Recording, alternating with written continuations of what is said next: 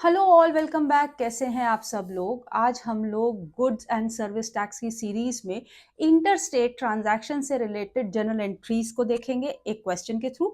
और साथ ही में उसी क्वेश्चन में हम लोग सीखेंगे कि अगर हमारे पास कुछ इनपुट है which is related to inter state, तो उस इनपुट को कैसे हम लोग एडजस्ट करेंगे अपने आउटपुट जीएसटी आईजीएसटी को एडजस्ट करने के लिए। ठीक हो गया?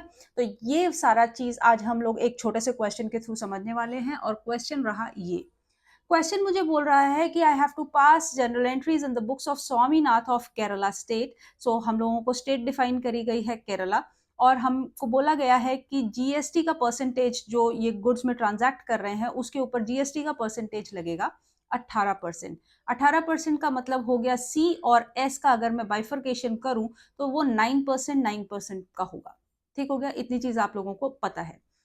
ट्रांजैक्शन पहली मेरी हुई है जून 3 को, और बोलता है I the Swaminath has purchased goods for ₹3 lakh from Karunanidhi of Chennai, and Chennai is in the state of Tamil Nadu.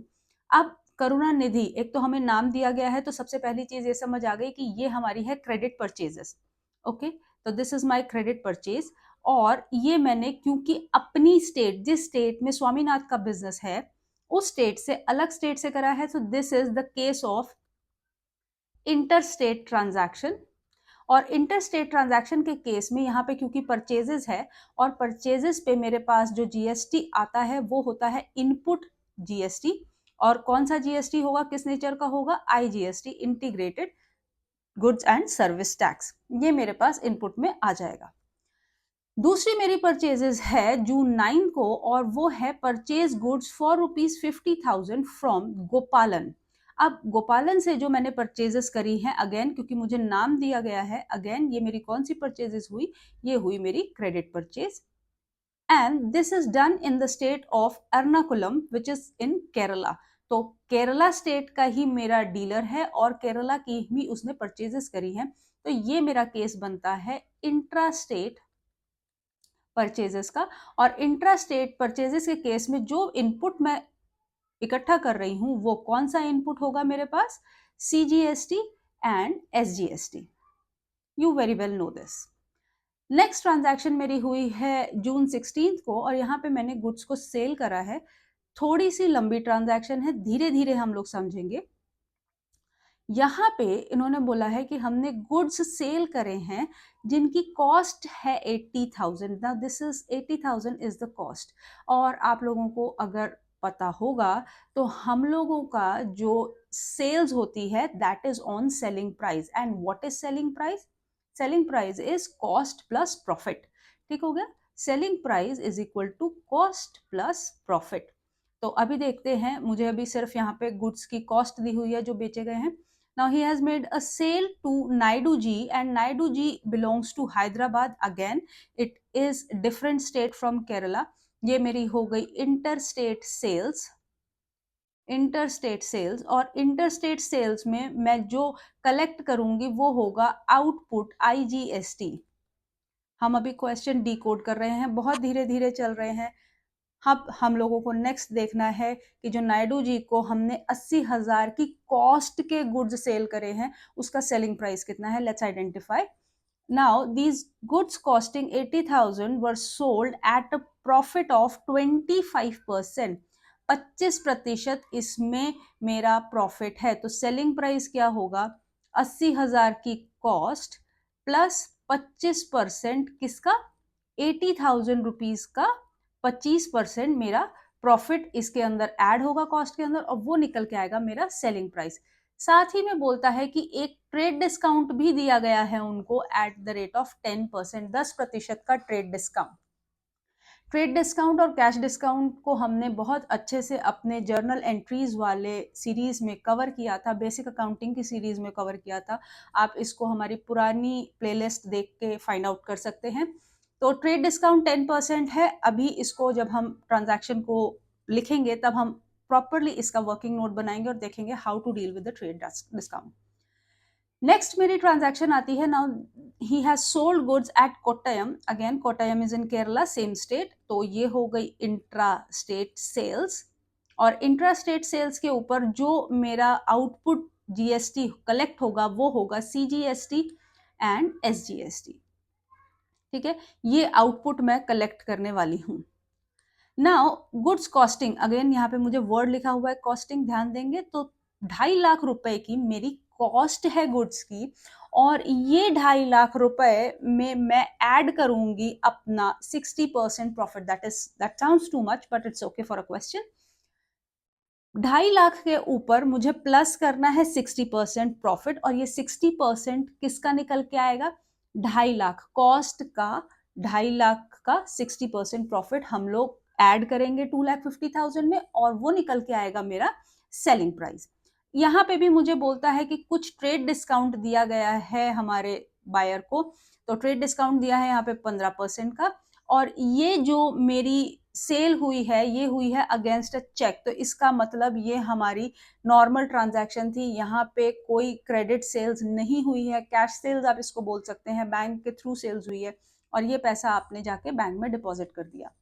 महीने के एंड पे जून 30 को अब जो भी मेरा जीएसटी कलेक्ट हुआ है जो मुझे गवर्नमेंट को पे करना है, मतलब आउटपुट जीएसटी, मैं इसको जीएसटी ही लिखती हूँ, और इनपुट जीएसटी, इसको मैं एडजस्ट करूंगी, और जो कुछ भी बैलेंस होगा उसको हम कर देंगे पे the balance, and this is how my question will be done. अभी हमने क्वेश्चन को पूरे अच्छे ठीक ढंग तरीके से समझ लिया है, अब आगे चलते हैं, हम इसकी एक एक ट्रांजैक्शन को फिलअप करते हैं। So let's start with the first transaction which is purchase goods from Karunanidhi of Chennai. ठीक है, ध्यान रखेंगे हमारी कौन सी परचेजेस थी ये, तो हमारी पहली परचेजेस थी जून 3 को 3 लाख रुपीस फ्रॉम करुणानिधि। तो लेट्स मेक परचेजेस। अगर मेरी नॉर्मल ट्रांजैक्शन होती, कोई जीएसटी का एलिमेंट इसमें इंक्लूडेड नहीं होता, तो मेरी एंट्री पड़ती purchases account debit to Karunanidhi, right ये मेरी ट्रांजैक्शन पड़ती, क्योंकि Karunanidhi became my creditor, I have to pay in some time near future, और मैंने कुछ परचेजेस करी। अमाउंट है परचेजेस का, जो स्टॉक इन आ रहा है मेरे दुकान में वो है 3 लाख रुपए का। ठीक हो गया, स्वामीनाथ के जो ट्रांजैक्शन उन्होंने करी है, तो उनके पास 3 लाख रुपए का तो उन्होंने सामान लिया है, लेकिन इस 3 लाख के ऊपर क्योंकि जीएसटी का एलिमेंट इंक्लूडेड है, वो कुछ इनपुट जीएसटी पे करके आए होंगे, कुछ जीएसटी पे करके आए होंगे, जिसको स्वामीनाथ अपनी बुक्स में रिकॉर्ड करते टाइम बोलेंगे कि मैंने अपनी बुक्स में लिखना है input IGST because it was an interstate transaction, input IGST account debit। अब 3 लाख रुपीस के ऊपर 18% अगर मैं IGST लगाऊंगी तो ये आ जाएगा 54,000 रुपीस। ओके, तो 54,000 रुपीस का मेरे पास आ चुका है IGST। टोटल अमाउंट जो मेरे को फ्यूचर में करुणानिधि जी को पे करना होगा, यानी स्वामीनाथ जी को पे करना होगा, वो होगा 3,54,000। Does this make sense? Yes. Narration में लिखेंगे इंटर स्टेट परचेजेस मेड। पहली ट्रांजैक्शन एकदम सिंपल, हम इसको लास्ट क्लास में भी देख चुके थे। आगे चलते हैं ट्रांजैक्शन नंबर 2 के ऊपर। ट्रांजैक्शन नंबर 2 बोलता है now this is my intrastate purchases from Gopalan for rupees 50,000। Let's put it into the entry. Sorry, June 9 की मेरी एंट्री होगी परचेजेस अकाउंट डेबिट। परचेजेस हुई है 50,000 की, लेकिन इस परचेज के ऊपर मैं कुछ अमाउंट दे के आई होंगी, वो होगा जीएसटी का, और गोपालन मेरे अगेन क्रेडिटर बन गए क्योंकि ये नाम दिया हुआ था ट्रांजैक्शन में। दोबारा देख लेंगे हम क्वेश्चन को, मुझे नाम दिया हुआ है तो इससे हम अज्यूम करेंगे कि ये हमारी क्रेडिट परचेजेस हैं। अब क्योंकि ये हमारी जो परचेजेज हैं, ये कहाँ की परचेजेज हैं? केरला स्टेट की ही है, इंट्रा स्टेट है। तो जो इसमें हमारा इनपुट कलेक्ट होगा वो कौन सा इनपुट होगा? CGST and SGST। आइए लिख देते हैं, input CGST account debit, input SGST account debit. 50,000 rupees के ऊपर 18% के हिसाब से मेरा जो CGST बनता है वो होता है टोटल में 9,000 रुपीज का, और 90 लिख दिया, 9,000 रुपीज का। बट ये 9,000 रुपीज मेरा दो पार्ट्स में बाइफरकेट होगा, एक होगा CGST और एक होगा SGST, and you know this will be equal amount, 9%, 9%. So basically I can say 4,500 here and 4,500 here. Does this make sense? Yes. So 4,500 rupees का CGST, 4,500 रुपीज का SGST, और टोटल में जो मैं गोपालन जी को पे करूंगी in near future, that will be 59,000. Intra-state purchases made on credit. Clear? Next transaction देखते हैं. Now next transaction is June 16. Goods sale करे हैं 80,000 की कॉस्ट के. मैंने नहीं बोला कि ये 80,000 के गुड्स सेल करे हैं, 80,000 की कॉस्ट के गुड्स सेल करे हैं, और इस 80,000 के ऊपर 25% मुझे प्रॉफिट ऐड करना है. So let's find out it's selling price first. तो ये हमारी ट्रांजैक्शन थी जून 13 की. तो सबसे पहले नीचे एक वर्किंग नोट मैं बना लेती हूँ जिससे मुझे एंट्री को डालने में आसानी होगी. तो मेरा कॉस्ट था 80,000 रुपीज का, उसके ऊपर 25% का प्रॉफिट. ओके, तो 80,000 का अगर 25% निकाला जाए तो ये आता है मेरा 20,000. आप लोगों को कैलकुलेटर अलाउड है अगर तो आप लोग कैलकुलेटर यूज कीजिए, क्योंकि बीकॉम के स्टूडेंट्स को कैलकुलेटर अलाउड होता है. 11 स्टूडेंट्स को कैलकुलेटर अलाउड नहीं होगा, तो आपको कंप्यूट करना होगा. 25 into 4 times is 100, 25 into 8 times will be 200, और इसी तरीके से मैंने इसको कंप्यूट करके 20,000 का अमाउंट निकाल लिया. 20,000 रुपए का मेरा प्रॉफिट हो गया. तो मेरा सेलिंग प्राइस निकल के आता है इस हिसाब से 1 lakh rupees. Is this clear? 1 lakh rupees का सेलिंग प्राइस निकल के आ गया. चलिए आगे बात करते हैं. यहाँ पे मेरा सेलिंग प्राइस निकल के आ चुका है, मैं यहीं पे लिख देती हूँ 1 लाख रुपीज. लेकिन अब मुझे कुछ ट्रेड डिस्काउंट के बारे में बोला हुआ है. ट्रेड डिस्काउंट मेरा होता है 10%. तो हम लोग जब इनवॉइस बनाएंगे तो वहां तो हम लोग ट्रेड डिस्काउंट दिखा देंगे, लेकिन जब बुक्स में स्वामीनाथ रिकॉर्ड करेंगे तो स्वामीनाथ इसको 1 लाख माइनस 10% नहीं दिखाएंगे, वो डायरेक्ट एक अमाउंट लिखेंगे. और वो डायरेक्ट अमाउंट क्या होगा आइए देखते हैं. इसके अंदर से हम लोग माइनस कर देंगे. मैं TD लिख रही हूँ, ट्रेड डिस्काउंट 10%. 1 लाख का 10% विल बी 10,000.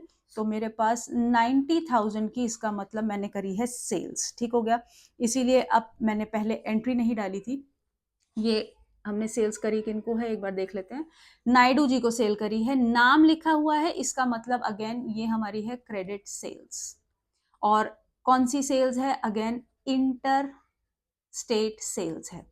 ठीक हो गया. तो जो अब आउटपुट GST मेरे पास आएगा वो किस फॉर्म में होगा? इंटरस्टेट है तो IGST होगा. ठीक है, आइए इसको ट्रांजैक्शन में लिखते हैं. तो अब नायडू जी ने पैसा तो दिया नहीं क्योंकि नाम आ रहा है, तो यहाँ पे नायडू जी मेरे डेटर बन गए हैं. Naidu ji account debit. कितने अमाउंट से? अभी मेरे को टोटल अमाउंट नहीं पता है, अभी मेरे पास सिर्फ सेल्स का अमाउंट आया है. मेरे पास सेल्स हुई है, रेवेन्यू जनरेट हुआ है कितने का? 90,000 रुपीज का. ये मैं अभी तक कैलकुलेट कर चुकी हूँ आप लोगों के सामने. इस सेल्स के ऊपर कुछ मेरी लाइबिलिटी भी जनरेट हुई, और वो लाइबिलिटी किस नाम से जनरेट हुई? IGST account, sales account. IGST देख लेते हैं कितना परसेंट लगेगा मेरा.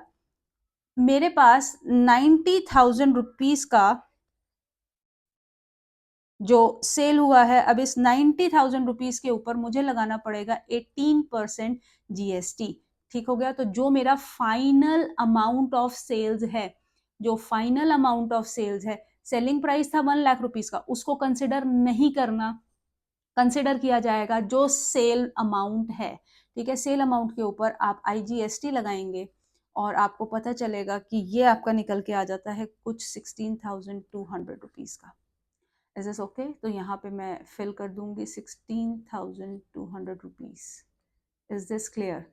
तो अब टोटल नायडू जी मेरे को कितना पेमेंट करेंगे? नायडू जी मुझे पेमेंट करेंगे 1,06,200 रुपीज का, और मैं यहाँ पे नरेशन डालूंगी, क्रेडिट सेल्स मेड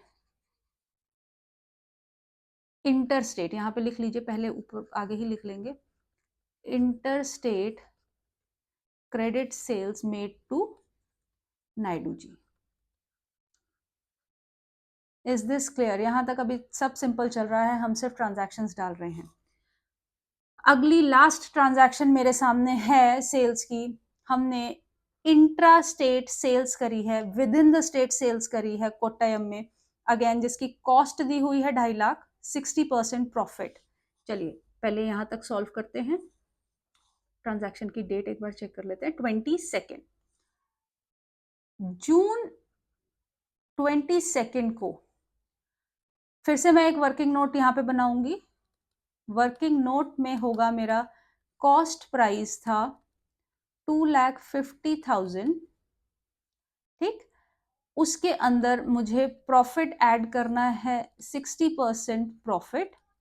अब 2,50,000 का 60% निकल के आएगा, 25 इंटू 6 टाइम्स हमारा निकल के आता है, 25 इंटू 4 टाइम्स अगेन 100 होता है, और 2 टाइम्स मोर 50 हो जाएगा, डबल हो जाएगा 25 का, तो ये हो जाएगा 1.5 लाख रुपए का मेरा प्रॉफिट। ओ बाप रे, इतना मार्जिन! कोई बात नहीं, दे रखा है, हम कर देते हैं सॉल्व, हमारे को क्या है।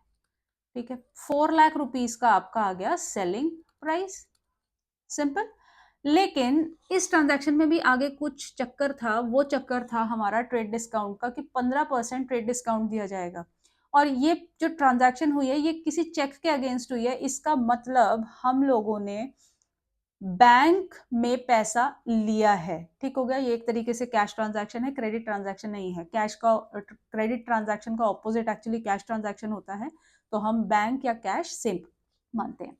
देखते हैं आगे, यहाँ पे लिखेंगे हम लोग, ट्रेड डिस्काउंट हमारा था कुछ 15% का।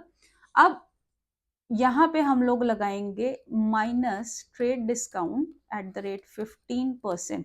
अब 4 लाख का 15% कितना हो जाएगा? 15 4 60, तो 60,000 रुपीज का आ गया मेरा जी ट्रेड डिस्काउंट, और फाइनल मेरा जो सेल्स हुआ है वो हुआ है 3,40,000 का। Is this clear? तो this is the amount of sales. अब इस सेल्स के ऊपर मेरा लगेगा GST। सेल्स क्योंकि थी हमारी इंट्रा स्टेट सेल्स, तो अब यहाँ पे जो GST एप्लीकेबल होगा, GST 18%। 3,40,000 के ऊपर 18% मैंने लगाना है GST। और ये जब आप लोग कंप्यूट करेंगे तो आपको पता चलेगा, ये आ जाएगा कुछ आपका 9%। Just a moment, CGST SGST, तो this will come out to be 30,600, और यहाँ पे भी 30,600। क्योंकि ट्रांजैक्शन डायरेक्टली बैंक में हुई थी, चेक के थ्रू हुई थी, तो हमारे पास जो आ रहा है वो है bank account debit to sales. Sales, और यहाँ पे हमारी सेल्स हुई कितने की है? 3,40,000 की सेल्स है। रेवेन्यू कितने का कलेक्ट हुआ है? वो हुआ है 3,40,000 रुपीज का sales account to output CGST account is 30,600 to output SGST account 30,600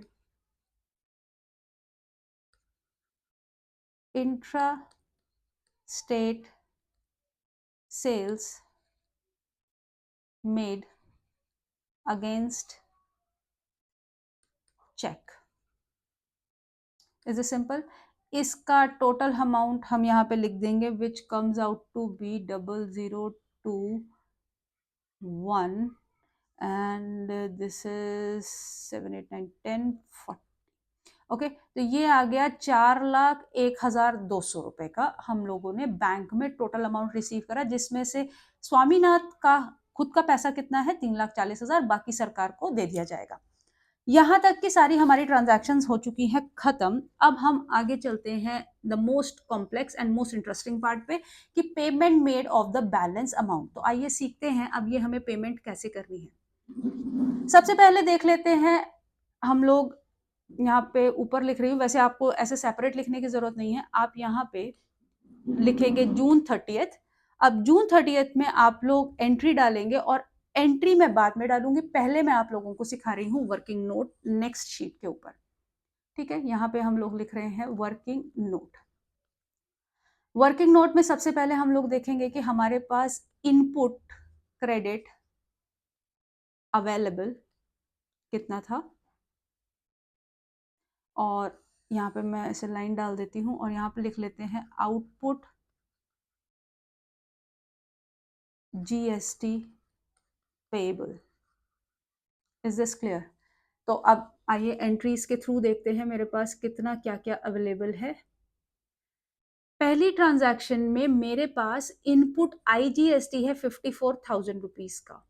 okay, तो एक तो मैंने पहली ट्रांजैक्शन से देखा कि मेरे पास इनपुट आईजीएसटी अवेलेबल है कितना, 54,000 रुपीज का। ओके, नेक्स्ट मेरे पास दूसरी ट्रांजैक्शन में input CGST input SGST available है 4,500 का। ओके, स्टेप बाय स्टेप जैसे जैसे बताया जा रहा है आप बिल्कुल वैसे वैसे ही करेंगे। Input CGST and input SGST, आप लोगों को थोड़ा सा ईज होगा क्योंकि आपके रजिस्टर के पेजेस होते हैं और आप उसमें आमने सामने अगर क्वेश्चन को करेंगे तो इतना आपको फ्लिप फ्लॉप नहीं करना पड़ेगा। ठीक हो गया?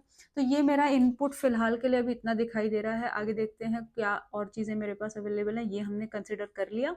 नेक्स्ट है हमारे पास आउटपुट आईजीएसटी 16,200 रुपीज का। यहाँ पे लिख लेते हैं आउटपुट आईजीएसटी 16,200 रुपीज का मेरे पास आउटपुट आईजीएसटी अवेलेबल है। और फिर मेरे पास आउटपुट सीजीएसटी एसजीएसटी अवेलेबल है 30,600 का। 30,600 का output CGST and output SGST 30,600 rupees का। अब आइए समझते हैं कि अब हम लोगों को करना क्या है। सबसे पहले तो मैं अपना आईजीएसटी को सेट ऑफ करूंगी, आईजीएसटी को पे करूंगी। देखिए मेरे गुल्लक में इस टाइम 54,000 रुपीज ऑलरेडी पड़े हुए हैं जो मैं किसी को दे के ऑलरेडी आ चुकी हूं, और अब उस दिए हुए का फायदा लेने का टाइम आ चुका है। और मुझे जो मैंने लोगों से कलेक्ट करा था वो था 16,200 रुपीज। अब मुझे जो सरकार को देना है 16,200 रुपीज, हालांकि मैं सरकार को ऑलरेडी इनडायरेक्टली कितना पे कर चुकी हूं 54,000 रुपीज। तो अब इस केस में क्या होगा, मेरा आईजीएसटी आउटपुट जो है वो एडजस्ट हो जाएगा इनपुट आईजीएसटी से पूरा का पूरा। तो आइए इस ट्रांजैक्शन को डाल देते हैं। सबसे पहले एडजस्टमेंट एंट्री 1, आउटपुट आईजीएसटी कुल मिला के अकाउंट डेबिट कुल मिला के मेरे पास था 16,200 रुपए का जो मुझे पे करना था, उसको लाइबिलिटी को मैं रिवर्स कर रही हूं यहाँ पे। और to input IGST 16,200, output IGST adjusted. Is this clear?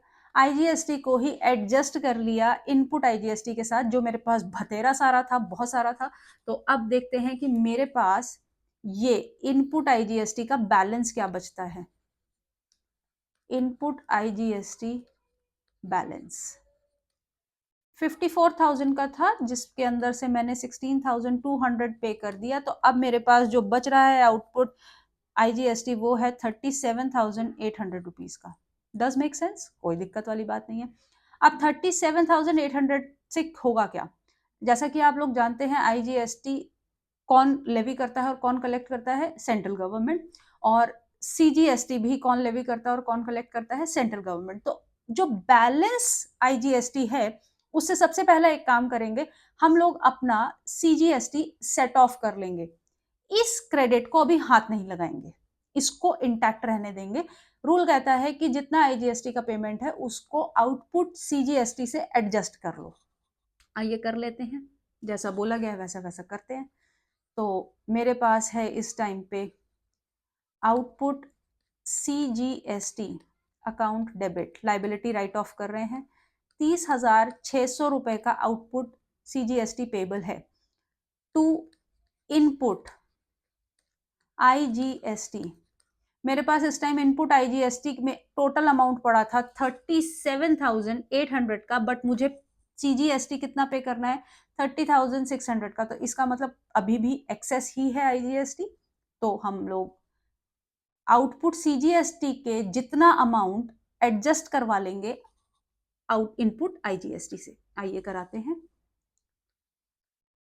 30,600 okay. Cash में कुछ भी पे नहीं करना, यहाँ पे हम लिख देते हैं output CGST adjusted against input IGST। कोई दिक्कत यहाँ तक? कोई दिक्कत नहीं है, ठीक हो गया। अब नेक्स्ट देखते हैं, अब इनपुट IGST का बैलेंस कितना बचा है? अभी भी बच गया है, अभी भी पूरा कंज्यूम नहीं हो पाया है। देखिए 37,800 में से हमने 30,600 करवा दिया CGST के नाम का पे, और बैलेंस में मेरे पास बचता है कुछ 7,200 रुपीज का मेरे पास बैलेंस बचता है। कोई दिक्कत नहीं है, बचने दो, ठीक हो गया। अब इस 7,200 का क्या करेंगे? क्योंकि मैंने आपको बताया था IGST सबका माई बाप है, वो सबकी मदद कर सकता है। तो अब वो किसकी मदद करने जाएगा? अब वो मदद करने जाएगा SGST को पे करने के लिए, ठीक हो गया। तो SGST का पेमेंट का अमाउंट कितना है? 30,600। 30,600 is the output GST I have to pay, या Swaminath has to pay to the government's account। उसमें से सबसे पहले तो IGST दौड़ के जाएगा, मदद करेगा। पूरा मदद नहीं कर पा रहा है, बाकी का बचा कुचा अमाउंट जो बचेगा SGST का पे करने के लिए, हम कंज्यूम करेंगे SGST का ही क्रेडिट। क्योंकि जैसा कि आप जानते हो SGST और CGST आपस में एक दूसरे की हेल्प नहीं करेंगे। तो SGST का जो क्रेडिट है वो मैं यूज करूंगी आउटपुट SGST को पे करने के लिए। यहां तक की चीज ठीक है। और अब मुझे ऐसा समझ आ रहा है कि भैया ये तो उसके बाद भी पूरा पे नहीं हो पाएगा, तो बचा कुचा अमाउंट मैं यूज करूंगी बैंक से, और बैंक के थ्रू मैं पेमेंट करूंगी। तो देखते हैं, आइए। पहले मैंने IGST से पे करवाना है, एडजस्ट करवाना है, rather I should use the word adjust. ये जैसे ही मैंने एडजस्ट करवाया तो यहाँ पे जो भी अमाउंट आएगा देख लेते हैं कितना अमाउंट बच के आता है। So this is 30 minus 7, this is 23। और यहाँ पे मैं ये इधर इनपुट लिख देती हूँ, फिर मैं यूज करूंगी इनपुट SGST को जो है 4,500 रुपीज का, ये भी हम कंज्यूम कर लेंगे। अब मेरे पास जो बचेगा वो होगा 18,900, और ये बैलेंस जो है मैं बैंक के थ्रू पे करवा दूंगी। इसी चीज को एंट्री में लिख लेते हैं। थर्ड एंट्री लिखेंगे output SGST account debit to. आइए सारे इनपुट यूज कर लेते हैं। SIGST यहाँ पे 30,600 का मुझे पेमेंट करना है। IGST का इनपुट मैंने यूज करा 7,200 रुपीज का। टू इनपुट SGST ये मैंने यूज करा 4,500 रुपीज का। टू बैंक, जो बच कुछ गया पैसा वो मैं बैंक के थ्रू पे करा दूंगी, और वो कितना था 18,900। Output SGST adjusted and balance paid। Is this clear? तो इसका मतलब ये हमारी पूरी की पूरी एडजस्टमेंट एंट्री हो गई। अब जरा ध्यान देंगे तो इसका कहने का मतलब ये हो गया कि मैम ये जो 4500 है ये तो मेरे पास बचा ही रह गया लास्ट में। जी हाँ, आप लोग बिल्कुल ठीक सोच रहे हैं। ये इनपुट CGST मेरे अगले पीरियड में, मतलब मेरे अगले महीने में यूज अगर हो पाया तो हो जाएगा, वरना इसको हम एक्यूमुलेट कर लेंगे। अगर towards the end of the year मेरा CGST का या किसी भी तरीके के इनपुट का पेमेंट मैं नहीं कर पाती हूँ, कहीं उसको एडजस्ट नहीं कर पाती हूँ, हम लोग उसका रिफंड ले सकते हैं। And this will be 4500 input will be adjusted in the next year, will carry forward to the next year for further adjustments. So this is it। आज की ट्रांजैक्शंस हमारे पास यहीं खत्म होती हैं। Thank you so much, have a good day.